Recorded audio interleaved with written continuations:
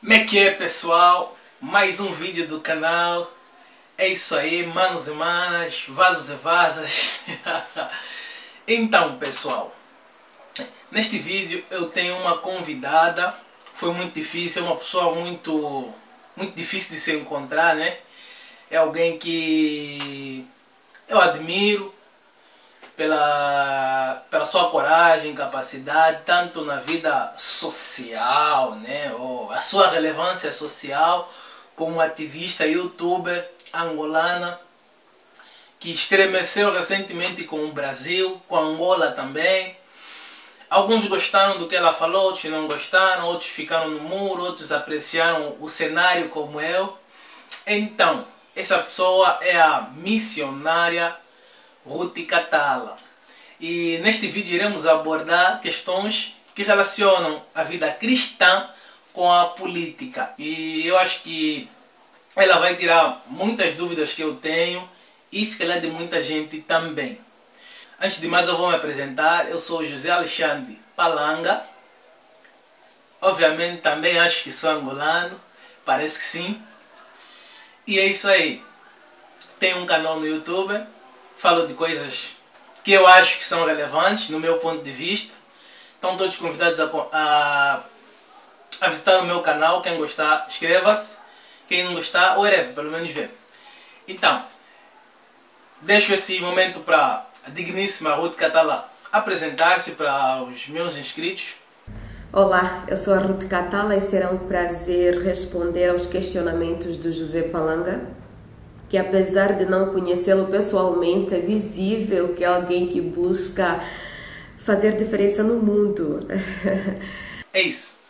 Então, eu tenho 5 ou 4 questões para pôr para Ruth Catala. Antes de mais nada, eu quero dizer que, no meu ponto de vista, a vida cristã e a política elas estão inteiramente ligadas.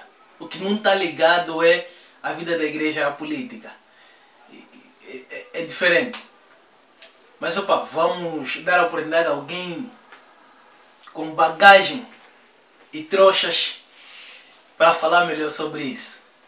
Então, no primeiro momento eu queria que a Ruth Catala, querida Ruth, faça um apanhado geral, ou um resumão, como dizem aqui no Brasil,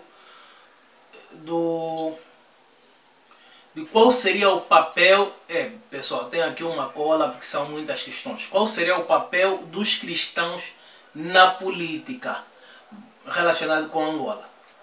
Estamos em momentos bem delicados em contextos políticos, Angola quanto Brasil, mas partindo já do teu ponto de vista, do qual compartilho, acho que existe sim relação entre a vida cristã e a política. Digo que, porém, primeiramente somos cidadãos das nações em que estamos inseridos, e é nestas nações em que o Senhor nos manda agir como cidadãos do reino, como agentes do reino do céu, e como tal não negamos ao sistema de governo quando ele é coerente com aquilo que é a proposta de Jesus.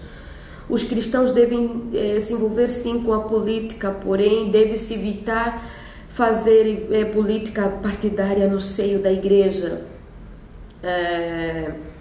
O voto, por exemplo, é uma ação política. O bilhete de identidade, o RG no contexto brasileiro, também são ações políticas, é uma ação política, pois é através de um bilhete de identidade que me identifico como cidadã de uma nação com os referidos direitos e deveres políticos, e um dos direitos políticos que possuímos é a soberania popular, que nos leva a escolher os nossos líderes e nos leva também a pensar como será o nosso país. Porém, é necessário, como cristãos, abrir mão do fanatismo partidário, apoiar e votar projetos sérios de governo. É necessário avaliar com cautela, sabedoria os respectivos partidos e seus projetos e não votar em algum, por exemplo, só porque se intitula Partido Cristão. É necessário averiguar se o partido se importa com demandas importantes cujo propósito é a valorização da vida, tais como educação, saúde e etc. A segunda questão eu queria que a Ruth dissesse, no ponto de vista dela, se o púlpito, já que ela é uma cristã protestante, evangélica, se o púlpito e a política combinam, né? Porque lá em Angola nós recentemente vimos o fenômeno daquele pastor do MPLA que disse que a bandeira do MPLA, a cor vermelha, significava o sangue de Jesus. E vemos recentemente outros pastores, líderes religiosos que incitam o povo da sua igreja a votar num determinado político. E podemos até também fazer um paralelo com aqui no Brasil, que vemos muitos pastores políticos e tudo isso. Será que combina? Será que não? Qual é a tua opinião? Você cita o exemplo do pastor Wambo, que ousou profeticamente dar significados às cores da bandeira nacional, além dos que aprendemos na escola, que é do conhecimento de todo angolano bem informado. Porém, eu acho que não será a primeira nem a última vez que veremos casos do gênero, tanto em Angola, Brasil ou qualquer outra nação, principalmente no meio de alguns movimentos neopentecostais que não se satisfazem apenas com a cruz e com a palavra de Deus. Agora, se combinam? Eu acho que não. Na minha opinião, o púlpito é lugar santo e deve ser respeitado e não deve ser usado para propagandas partidárias ou qualquer outra atitude para convencer os membros a votarem em partido X ou Y, até porque o líder religioso que faz isso rouba dos fiéis a sua liberdade de escolha e isso é errado. Porém, creio ser da responsabilidade de cada líder conscientizar sua igreja, sua família e todos sob sua autoridade, sobre a importância do voto e a participação na vida político-social da sua nação, sua cidade e etc. Ouvi recentemente a escritora Juliana Ferron dizendo que quando os pastores não instruem suas igrejas sobre política, sexualidade, economia e várias outras temáticas emergentes, estão declarando que o diabo tem liberdade para governar. Ok, após a Ruth responder, sei lá, eu acho que é complicado, mas acho que a resposta da Ruth foi melhor. Qual seria propriamente a atuação dos cristãos na política em Angola, visto todos os fatores da política angolana? Qual seria a minha atuação como cristão? Qual seria a tua atuação como cristã e dos demais cristãos? Bom, não somente como cristãos, mas também como pessoas que preservam a vida, como bons cidadãos angolanos que entendem que a vida precisa ser respeitada e valorizada, pois a partir do momento em que nos atentamos ao fato que a periga mesma, deve-se pensar em mecanismos para mudar a situação, pensando em recuperar essa ideia de soberania popular, propondo mecanismos para que essa soberania popular seja efetivada, meios esses como fiscalização através dos conselhos gestores das políticas públicas, exigência de prestação de contas e várias outras possibilidades à disposição. Ok. Hoje aqui está concorrendo. Na tua opinião, o cristão deveria ir para a rua, fazer manifestação, ir lá, se indignar, essas todas as coisas, ou deveria se limitar somente na oração e na intercessão, na igreja, em casa e tudo mais? Depende do objetivo e do que é exigido. Por exemplo, se vamos à rua exigir uma reforma constitucional, educacional, por um sistema de saúde mais eficaz, com certeza. Pego o meu cantil de água e vou, e todo cristão que entende isso deve sentir-se realizado, pois acredito que se Jesus estivesse aqui, ele entraria nessa briga também. Isso eu creio ser relevante.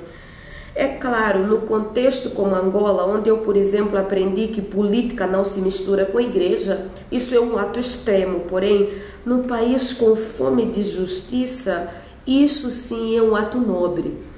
E você citou a palavra oração, que é composta por justaposição ou por aglutinação, orar e agir, e quem é mesmo intercessor sabe que existem momentos de orar, porém existem também momentos de agir, pois é na nossa ação em que o poder de Deus se manifesta como resposta ao nosso pedido.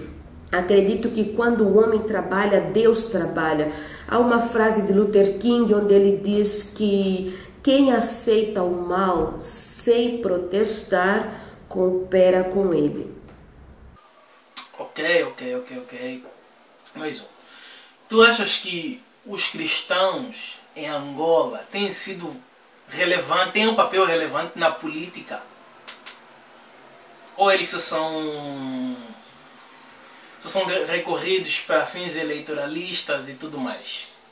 Sim, eu acho que sim. Tenho orgulho de muitos angolanos que têm se levantado para contribuir na mudança da situação atual angolana, ainda somente começando por indignar-se, procurando propor soluções.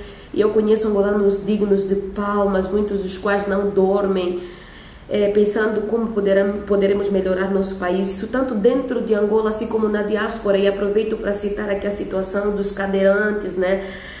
Que foram recentemente em Angola, foram à rua fazer um protesto lindo e que será tema no meu canal brevemente. Então o pessoal não está parado, os angolanos não estão parados, talvez o que falta é mais adesão e mais apoio, mas os angolanos jugularam mesmo. Ok. E por último, não menos importante, a última questão. Os cristãos podem ser militantes de um partido político? Ou então vamos lá reformular a pergunta. É lícito ser militante de um partido, gritar viva, viva, viva, viva, viva, viva, mesmo quando o partido está a matar as pessoas, eu sempre no viva, viva, viva? Ou quando algumas práticas do partido não vão em conta com aquilo que a palavra de Deus manda, sempre tem que gritar viva e ser um militante de um partido político? Bom, Romanos capítulo 13, versículo 1, a palavra de Deus diz que todos devem sujeitar-se às autoridades, pois não há autoridade que não venha de Deus, e as que existem foram ordenadas por Ele. Só que é um paradoxo aqui, pois se tivermos que considerar a literalidade deste versículo no contexto político angolano, o lógico seria pensar que Deus quer nos ferrar, ou que Deus está a nos ferrar, né, com as autoridades que Ele nos deu. Mas a interpretação deste versículo vai muito mais além da mera submissão. Ela está interligada com a vontade de Deus para o povo. E Romanos 12:2 diz que a vontade de Deus é boa, é perfeita e agradável. E Provérbios 10:22, a palavra de Deus diz que a bênção de Deus enriquece e não acrescenta dores. Então, se o povo está gritando viva, viva, viva, viva, sem criticidade e sem avaliar os danos que um determinado partido ou governo está gerando para o povo, então temos algumas possibilidades. Ou o povo se vendeu, ou perdeu o foco, ou perdeu a noção do que é a vontade de Deus para as suas vidas. Então, após a Ruth Catala responder às minhas humildes questões, só tenho a agradecer a disponibilidade, o tempo da Ruth Catala de estar a fazer nem sei como é que eu chamo disso, se é conferência, se é o que, ou esse vídeo juntado comigo, visto que estamos no Brasil, mas em estados diferentes, e como eu não sou rico, não tenho condições de ir ao encontro dela para fazermos esse vídeo, mas uma outra hora, um outro dia, bons tempos virão, Deus proverá. E vamos estar juntos e vamos fazer um vídeo juntos, bem legal, bem bom, bem doce, bem açucarado. E agradeço pelo vídeo, agradeço pela disponibilidade, e se a Ruth Catala se dispor a mais vídeos, tamo junto, tamo nessa. Agradeço, muito obrigado, abraços a ti, a tua família, a teus inscritos. Eba, é nóis. José, é sempre um prazer fazer parte de trabalhos assim. principalmente quando se refere à nossa casa. Sempre à disposição, e que Deus abençoe Angola, que Deus abençoe o Brasil e que Deus abençoe o mundo. Tchau, tchau.